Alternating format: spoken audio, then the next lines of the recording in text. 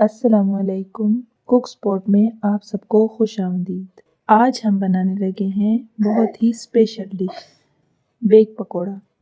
रमज़ानुल मुबारक में अफ्तार के वक्त तली हुई अशिया का इस्तेमाल ज़्यादा होता है, जिसकी वजह से कोलेस्ट्रॉल का मसला बढ़ सकता है। जो अफराद दिल के मर्ज़ में मुब्तला हैं उनके लिए तो तली हुई अशिया बहुत ज़्यादा ख़तरनाक होती हैं, इसलिए आज हम बेक पकौड़ा बनाएंगे।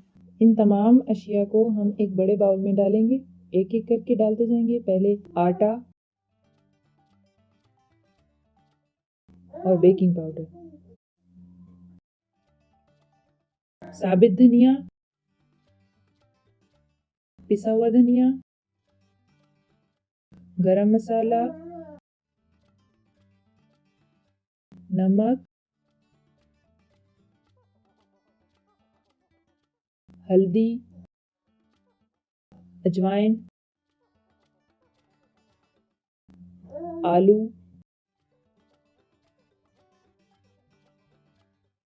शिमला मिर्च,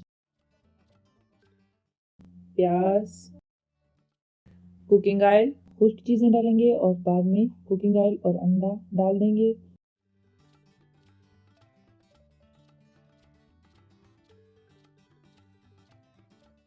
फिर हम इसे चम्मच से अच्छी तरह मिक्स कर लेंगे।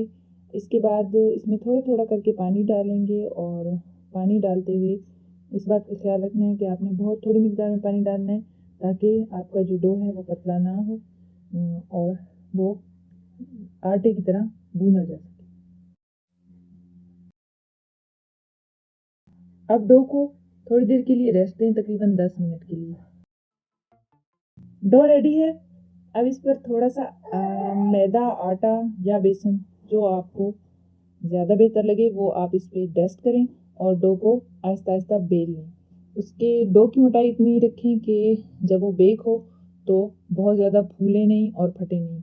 अब आप अगर चाहें तो इनको हाथ से भी मुख्तलिफ शेप दे सकती हैं, और अगर चाहें तो मुख्तलिफ किस्म के ये कटर हैं, इनसे आप इनको काट के मुख्तलिफ शेप्स दे सकती हैं।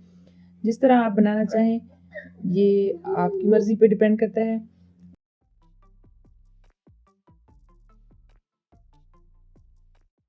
बेकिंग ट्रे में बटर पेपर रखें और उसके ऊपर ये सारी जो आपने शेप्स में टिक्कियाँ बनाई हैं उनको रख दें। इसके बाद इसको कम से कम 20 मिनट के लिए बेक करना है प्री हीटेड ओवन में 250 डिग्री पे। और जो लोग हमारी वीडियो देख रहे हैं उनसे ये गुजारिश है कि हमारे चैनल को ज़रूर सब्सक्राइब करें और वीडियो को लाइक करें, शेयर करें। ये आपकी तरफ से हमारे लिए हौसला अफजाई होगी, ताकि हम आपके लिए और बेहतर और अच्छी डिशेस ला सकें। उम्मीद है आपको हमारी बनाई हुई ये डिश बहुत पसंद आएगी।